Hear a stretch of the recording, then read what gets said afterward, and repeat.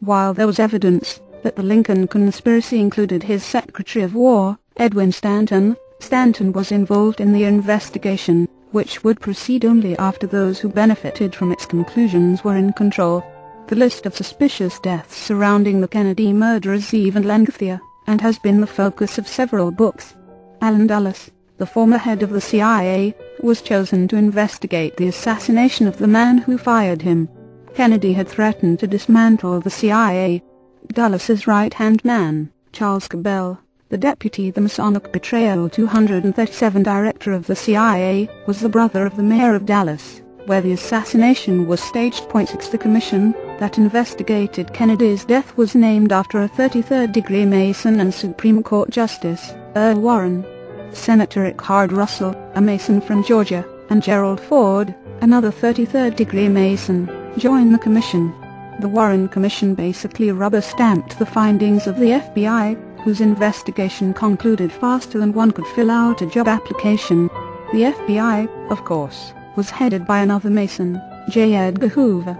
With the detractors quickly becoming victims, and a favorable media system in place, the conclusion of the Warren Commission was allowed to stand despite its glaring inaccuracy, and the sentiment of the public. The role of secret societies such as the Knights of the Golden Circle did not end with the defeat of the secessionist South. The damage to the United States was already staggering. More than 600,000 men had been killed in a population of only 30 million. The national debt rose 2,500%. And the divisive politics that existed before the war did not cease. The North generated further hatred through the harsh punitive politics of Reconstruction. In the South, and in states like Ohio, that sympathized with the South, a new group of secret societies thrived. The Ku Klux Klan became a resurrected version of the Knights of the Golden Circle. 7 Members fostered racial hatred even in areas of the country that were not previously divided by race. As a secret society, the Ku Klux Klan claimed kinship to Masonry, and recruited among the Ancient Order's members. This time the policy of the elite was preached loud enough to become the voice of the mob. Chapter 14 The Opium Brotherhood. The use of the drug opium had already been around for thousands of years, when crusading Templars were introduced to it by the Arabs. Opium had been cultivated from 6000 BCE in Europe, and was found in Neolithic burials in southern Spain dating to 4200 BCE. The culture we recognize as the world's first higher civilization, Sumeria, had a name for opium, Algil, or joy plant, a name that was in use up to 5,400 years ago.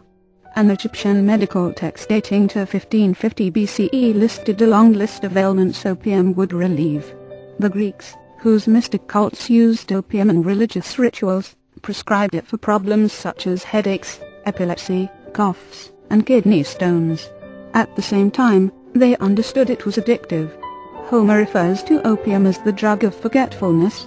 The Romans used it as a painkiller, and as a poison, putting large amounts of the drug in the wine of the intended victim. From the Mediterranean cultures of Galen and Pliny, the drug spread east to Arabic physicians. Muslim peoples not only inherited the medicinal uses of the drug from these ancient societies, but also held the drug in high recreational esteem. In a land that prohibited alcohol, opium was a good substitute. Opium traveled east with the Muslim traders who preceded Marco Polo on land, and crossed the Indian Ocean by ship. During the Crusades, the secretive sect known as the Assassins used the drug hashish to experience the pleasures of heaven. Such enlightenment prepared them for their missions, as they were no longer afraid to die for their faith.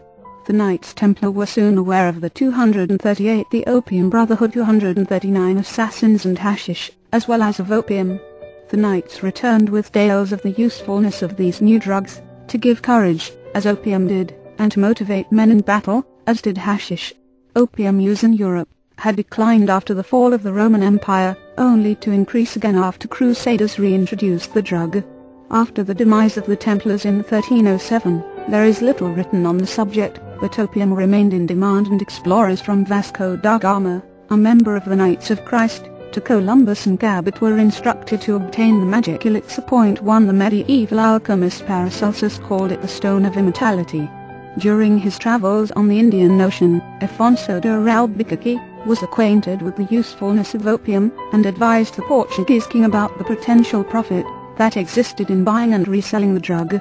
In a letter to his king, who was the Grand Master of the Knights of Christ, Albuquerque wrote, "I would order poppies. To be sown in all the fields of Portugal." To it was a lesson that the Europeans failed to take to heart. It was easier to buy Turkish or Indian opium. Opium comes to the Americas. The Pilgrims understood the benefit of the drug, and took it with them on their travels to America in 1620. Laudanum was the name given to the Pilgrims' mixture of opium, wine, saffron, cinnamon, and cloves. The Pilgrims brought a second opium-based concoction, paregoric, in which the drug was mixed with licorice, honey, benzoic acid, camphor, and anise oil.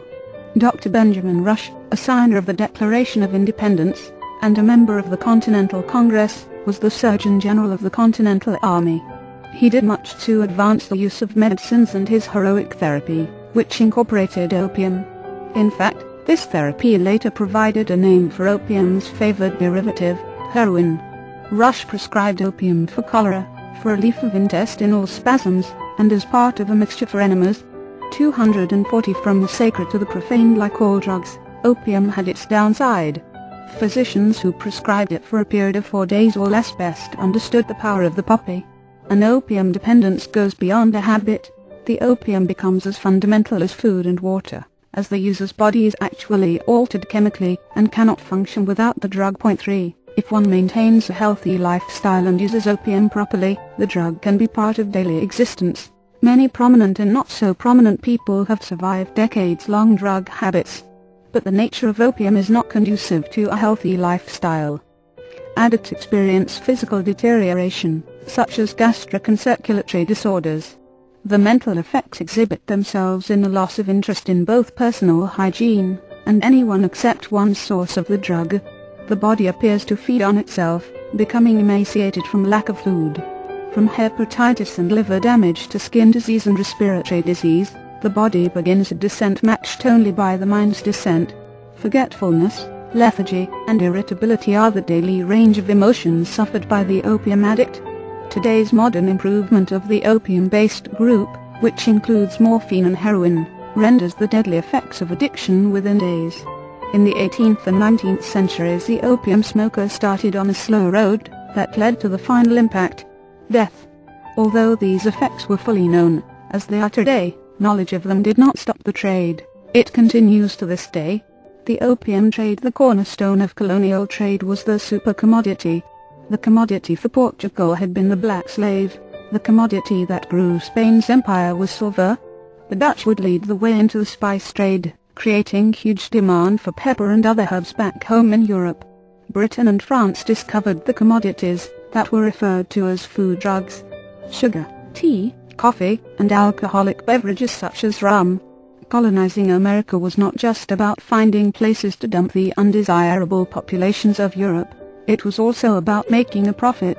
The Opium Brotherhood 241. Getting England addicted to Chinese tea was easy. Keeping a trade balance became more difficult.